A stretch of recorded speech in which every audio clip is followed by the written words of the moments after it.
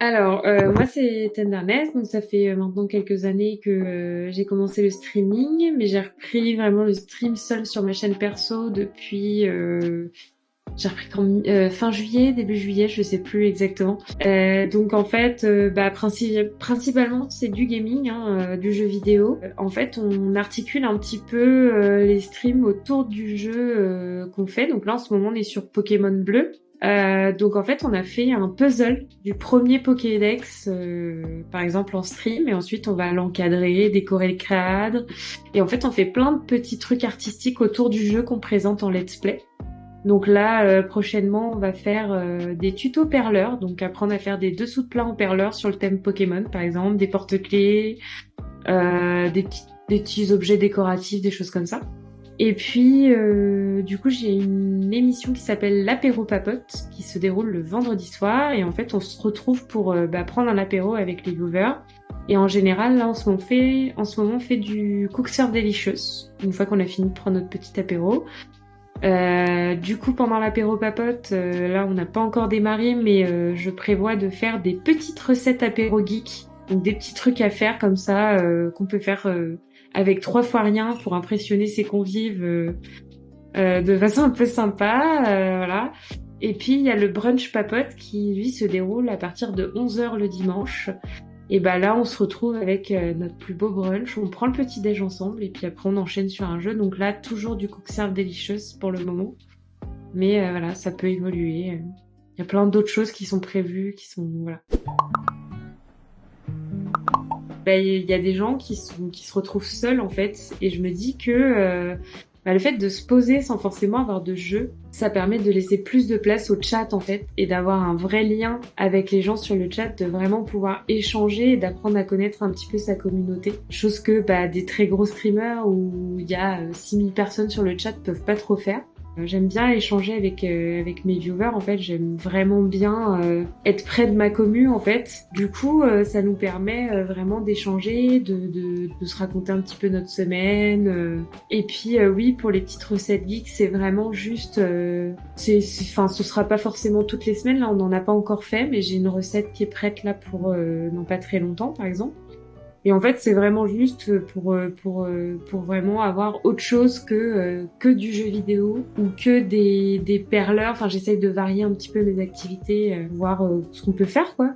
Puis ça peut être sympa. Vu que j'aime beaucoup cuisiner, ça fait partie de mon identité, donc j'aime bien partager ça aussi, quoi. Le vendredi soir, c'est l'apéro, le brunch papote, c'est le dimanche. Alors au début, c'était à 10h. Et puis là, comme j'ai repris le boulot, j'apprécie ma petite grasse mat, donc je l'ai décalé à 11h en fait, pour pouvoir dormir un peu le matin. Mais ouais, le brunch, c'est le dimanche à partir de 11h. L'apéro papote, c'est à partir de 21h le vendredi. Moi, j'ai commencé le stream avec mon ancien conjoint qui m'a fait découvrir Twitch. Et du coup, ça m'est arrivé, par exemple, de participer à des émissions sur la web TV de JVC, par exemple. Donc, on m'a déjà vu sur des grosses émissions il y a quelques temps. Et du coup, j'ai vu un peu cet aspect un peu professionnel du stream et tout ça. Alors, je fais surtout ça pour le plaisir de streamer, quoi. Si ça devient une corvée, je pense que de toute façon, la qualité des émissions vont se dégrader. Il faut que ça reste un plaisir. Maintenant, je pense que c'est mon point de vue, hein, mais je pense que ça serait hypocrite de dire qu'on n'aimerait pas en faire notre métier. Qui ne rêve pas sur Twitch d'arriver, de pouvoir streamer, et de n'avoir que ça comme activité et de pouvoir en vivre. Je pense que c'est un peu le rêve de toutes les personnes qui arrivent sur Twitch aussi. Ça serait très hypocrite de dire que j'aurais pas envie d'en faire mon métier. Mais pour le moment, on n'en est pas là du tout, quoi. Donc, je pense que ça reste surtout un plaisir. Alors, c'est vrai que ça a été un peu fou parce que ma chaîne, elle existe depuis, si je dis pas de bêtises, depuis 2014-2015. Au début, je streamais pas sur ma chaîne. Et il y avait quand même des gens régulièrement qui venaient follow un peu la chaîne. Donc j'avais déjà une base d'à peu près 200 follow quand j'ai repris en juillet. Et en fait, ça a été assez fou parce que au bout d'une semaine, je me suis retrouvée affiliée. Et j'avais pas du tout prévu ça. C'est-à-dire que pour moi, le statut affilié allait arriver beaucoup plus tard. Enfin, je me voyais pas. Et donc en fait, je me suis retrouvée dans mes succès à dire mais attends, là en fait dans 2 streams en fait je suis affiliée quoi. Et donc à lire les contrats et essayer de me renseigner sur comment ça allait se passer et tout. J'étais complètement paumée, je demandais à mes amis qui sont affiliés, notamment Rist que t'as reçu la semaine dernière.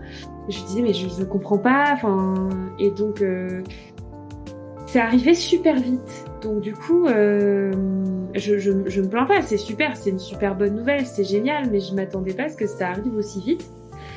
Et, euh, et donc du coup, mon premier sub, je crois que c'est Luskis qui l'a fait. C'est l'une de mes modératrices. Et dans la foulée, elle a offert plusieurs abonnements à des gens sur le chat. Et en fait, j'en revenais pas en fait. J'étais là en train de me dire mais qu'est-ce qui se passe? Et je crois qu'on peut même voir, faudrait que je regarde les rushs, mais je suis en train de dire waouh, faut que je fasse un clip de ça, c'est énorme, mon premier sub. Bon, c'est une modératrice, mais quand même quoi, c'est le premier sub de la chaîne, c'est énorme. Et en fait, j'ai eu pas mal de subs le mois dernier, et je pensais pas que ça arriverait comme ça d'un coup quoi.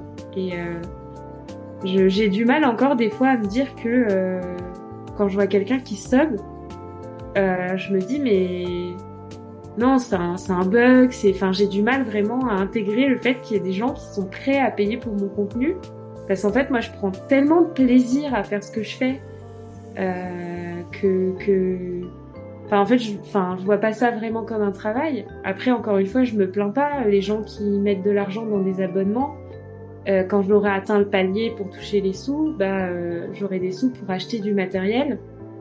Parce que là, tous les streams artistiques sont un peu en stand-by parce que le compte en banque ne suit pas, que les équipements coûtent relativement cher mis bout à bout. Donc, mais ouais, c'est assez fou en fait. Je pense que c'est ça ma réaction, c'est que je trouve ça fou je sais pas, enfin, c'est bizarre comme sentiment, mais c'est très cool et en même temps un peu déroutant quoi.